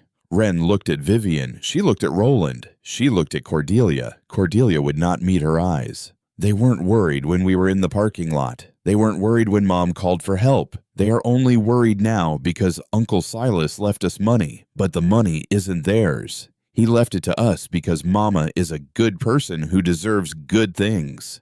She looked down at the paper in her hand. She unfolded it. My great-uncle Silas left me a letter. He wrote it before I was born, before he even knew I would exist. A murmur in the gallery. Reginald Crowe shifted in his chair. Can I read it, Your Honor? Please do. She read it. Her voice was small, steady, 9 years old. Dear Wren, if you are reading this, you found the room under the floor. You must be clever and curious. Those are good qualities. There are valuable things in that room, but the most valuable thing is the family who found it together. I never had children of my own. I had one boy. His name was Elias. He drowned when he was 10. After that, the world stopped making sense to me. So I came to the woods, and I watched. And from a distance, I watched your mother grow up. I saw the kind of woman she became. I saw how much she gave to make sure you were safe. I want you to know how lucky you are to have her. And I want her to know how lucky she is to have you. Whatever happens with what I have left behind, remember this. Your mother is a good woman in a world that often punishes good women. Protect her. She has spent her whole life protecting you. Be brave, little one. The world needs more brave children. Your friend across time, Silas. Wren folded the letter. She put it back in her pocket. She looked at the judge. The judge had not moved. The judge was crying. She was not wiping the tears away. She was simply letting them come. Then she put her glasses back on. She nodded once at Wren. She said very quietly, "Thank you, Wren. You may step down." Wren walked back to the table. She sat next to her mother. Adeline took her daughter's hand. She held it like a bird she had been carrying for a long, long time. Theodora stood. "Your Honor, the defense has one more piece of evidence to enter. With the court's permission." "Granted." A bailiff wheeled in a small television on a metal cart, a VCR, a power cord, a single VHS tape in a clear plastic case. Theodora inserted the tape. This was recorded by Silas Thornwood on March 2nd, 2026, 6 months before his death. The chain of custody is documented. The signed affidavit of his attorney, Ezekiel Pierce, is in the file. The tape was sealed and left in a locked safe in the cabin's workshop with instructions to be opened only in the event that Adeline Whitlock's heirship was challenged by members of her family of origin. A long pause. Silas Thornwood predicted this hearing, and he predicted it with such precision that I would like the court to hear him in his own words. Crow stood. "Objection. We have no way to verify." "Overruled. Play the tape." Theodora pressed play. The screen filled with static. The static cleared. An old man sitting at the oak desk in the underground vault, 89 years old. White hair, trimmed beard, glasses on a chain around his neck. Hands folded on the desk in front of him. Calm. Awake. Lucid as a man half his age. He looked into the camera. He spoke. His voice was deeper than Adeline expected. Slower, softer at the edges. The voice of a man who had spent 36 years listening to wind in pines. "My name is Silas Thornwood. Today is March 2nd, 2026. I am of sound mind and sound body. My attorney, Ezekiel Pierce, will attest. My physician, Dr. Edith Pruitt, will attest. I am recording this because I know what is coming, and I wish to be present in the room when it does." He looked into the camera. He waited. He waited the way a man waits when he is talking to someone in the future. "To Vivian Rowland and Cordelia Whitlock, I have watched you for a very long time. I came to your father's wedding. I came to your grandmother's funeral. I came to 2 of your 3 weddings. I stood at the back. You did not see me. That is all right. I was not there for you to see. I was there to listen. I listened to what you said about your sister Adeline when she was not in the room. I have heard the way each of you laughed at her. I have heard the way you took from her. I know how much money you owe her. I know what you said you would pay back. I know what you have not paid back. I know what you intended to do the day a letter arrived in your sister's hand from a Wyoming attorney." He paused. He took a slow breath.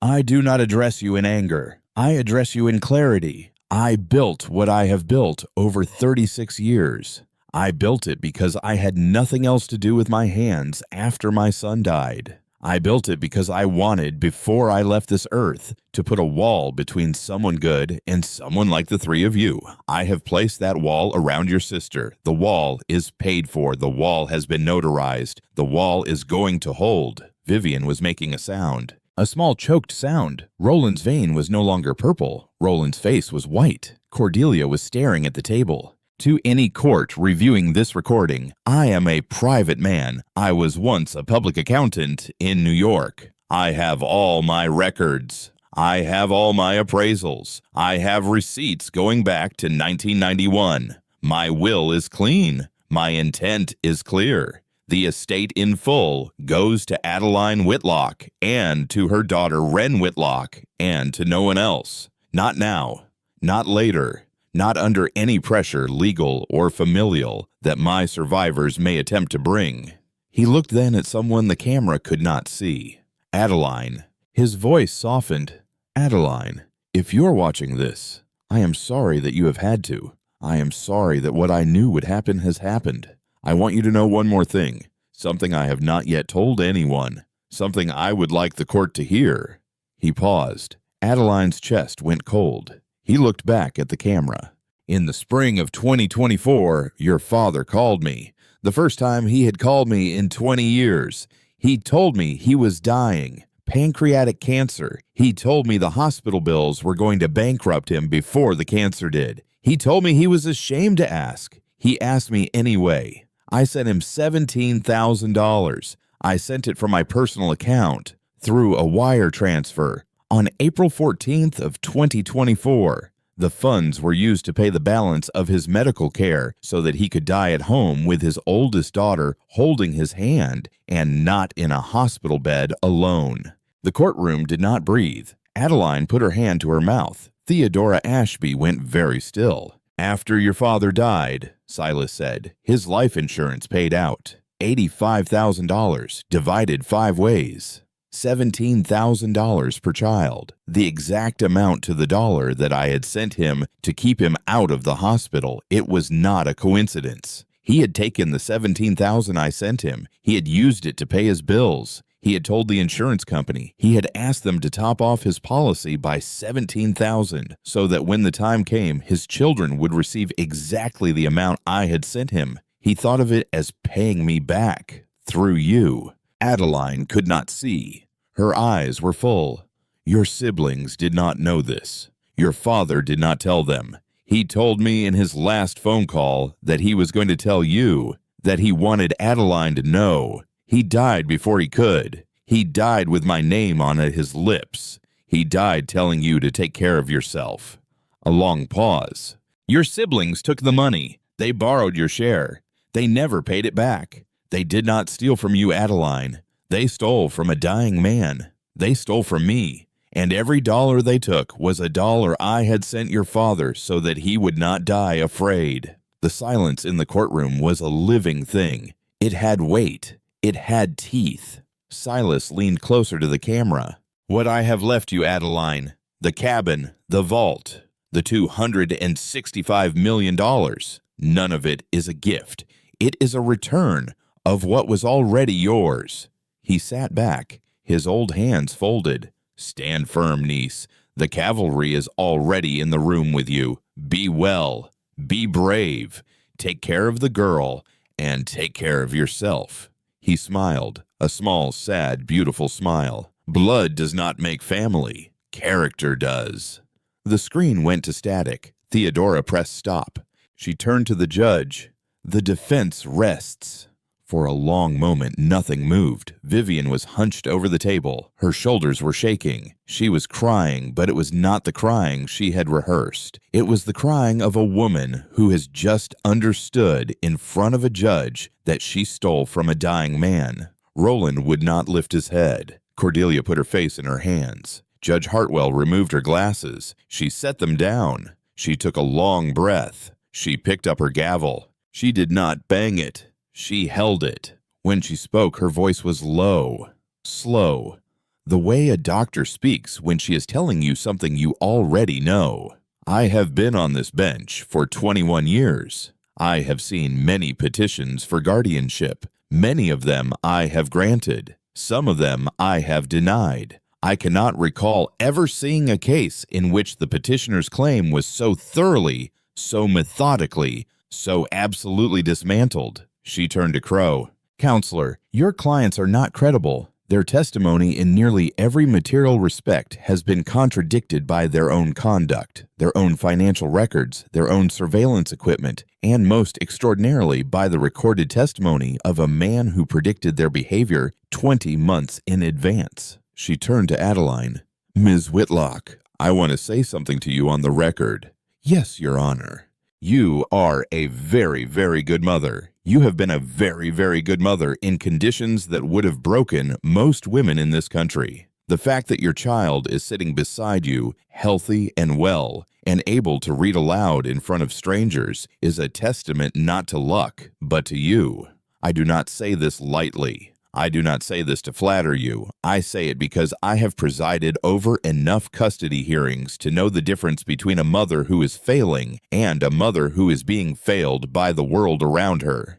You, ma'am, are the second kind, and this court is not going to be the next thing that fails you." She turned to the gallery. "Petition for guardianship denied.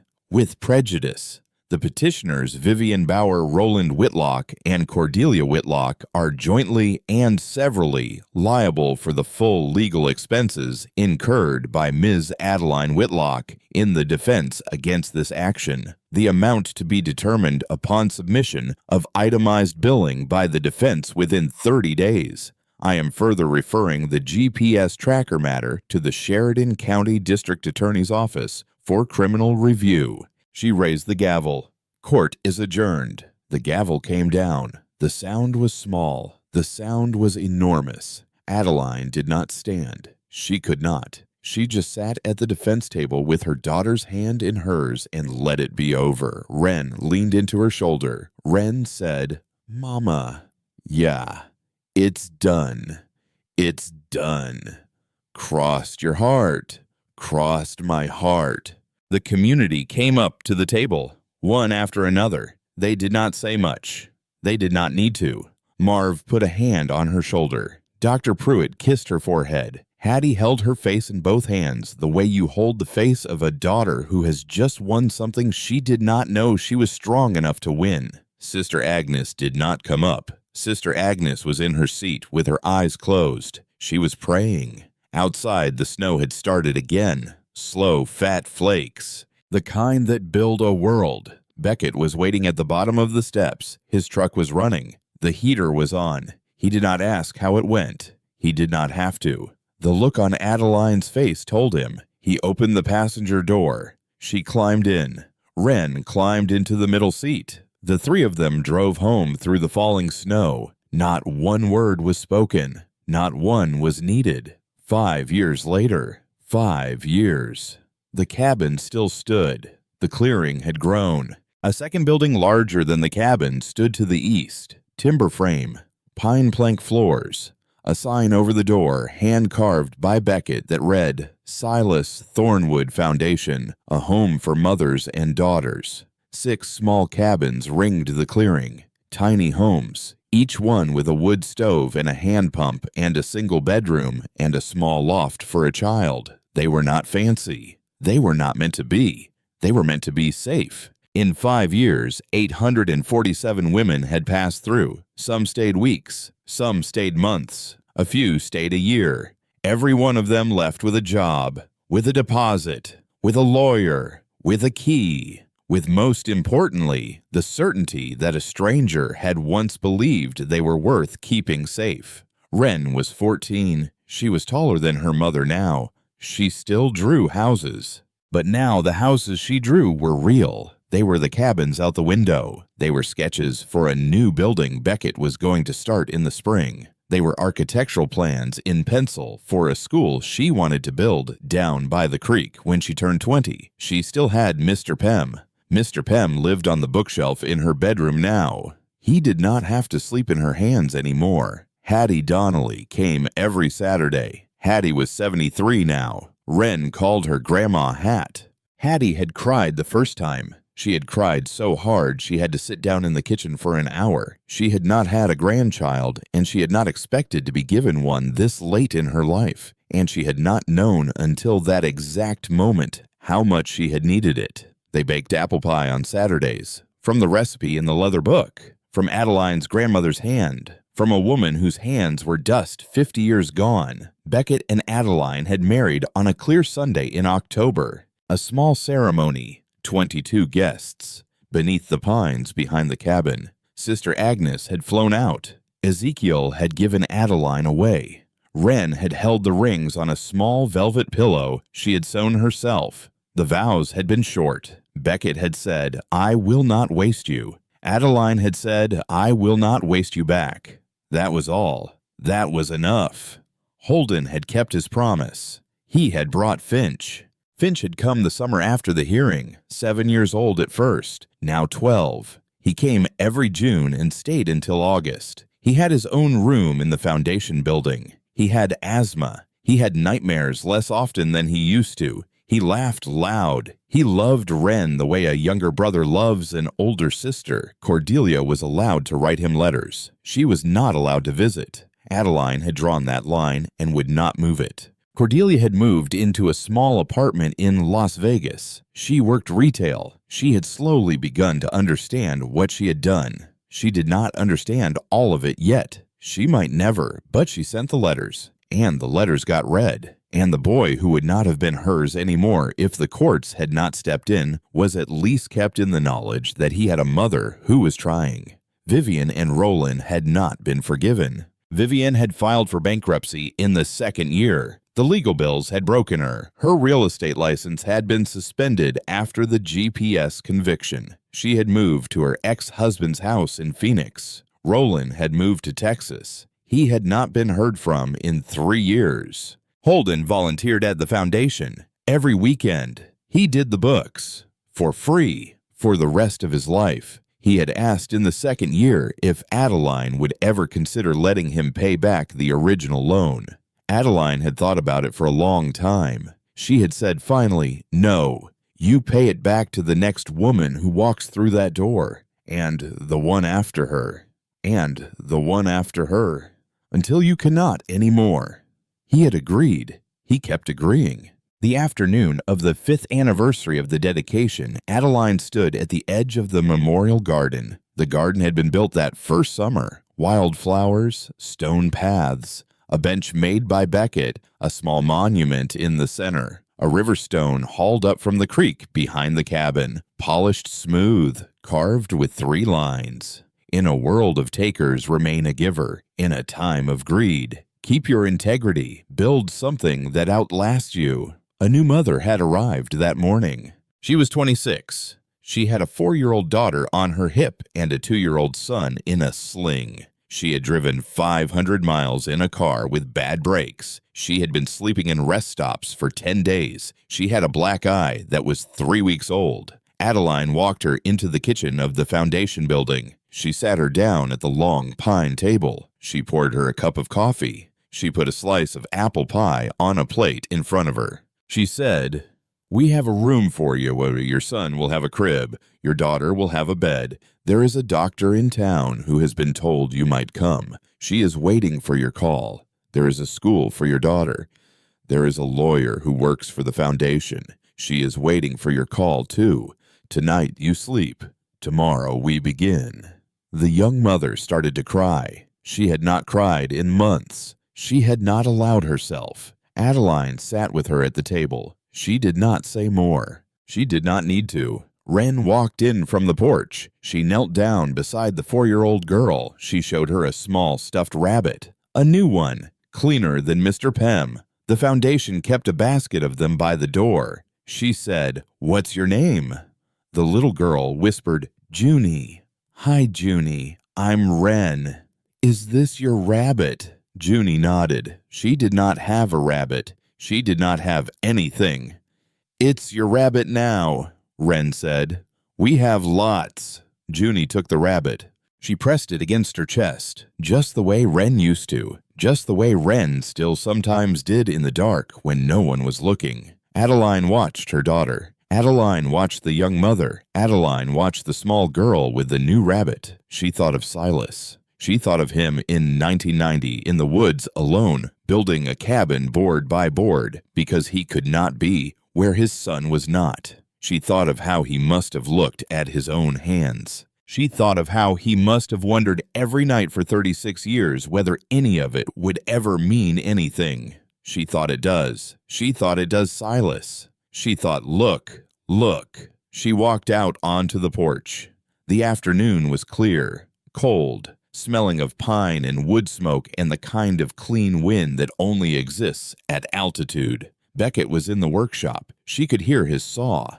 Wren was inside, still kneeling beside Junie, showing her the rabbit's ears. The young mother was finishing her pie. A hawk was riding the high air above the south ridge, patient, slow, carving great unhurried circles in the sky. Adeline put her hand on the porch railing. The wood was smooth where her hand always landed. She had worn a small place there. In 5 years. The way Silas had worn the small wren on the mantel, the way her grandmother had worn the corner of a wooden spoon, the way every woman given a home long enough will leave the soft and patient imprint of her hand. She closed her eyes. She tilted her face toward the sun. She breathed in. She breathed out. She breathed in again. She thought of the parking lot behind the grocery store. She thought of the back seat of the Honda Civic. She thought of the 91 nights. She thought of the granola bars split down the middle. She thought of the $38. She thought of the moment in Sister Agnes's office when her hands had shaken so hard she could not hold the letter. She thought that woman did not know. That woman did not know. She did not know she was 3 days from home. She did not know that an old man in the woods had been waiting for her for 36 years. She did not know that her daughter was going to grow up tall and brave and free. She did not know that the worst night she ever spent in a parking lot was already, even then, the last one. Adeline opened her eyes. The hawk was still riding the air. The pines were still standing. The world was still turning. Inside the foundation house, her daughter was teaching a strange child how to hold a rabbit. Adeline put her hand over her heart. She said very quietly to no one and to everyone, "We made it!" The wind moved through the high branches. It sounded almost like an answer.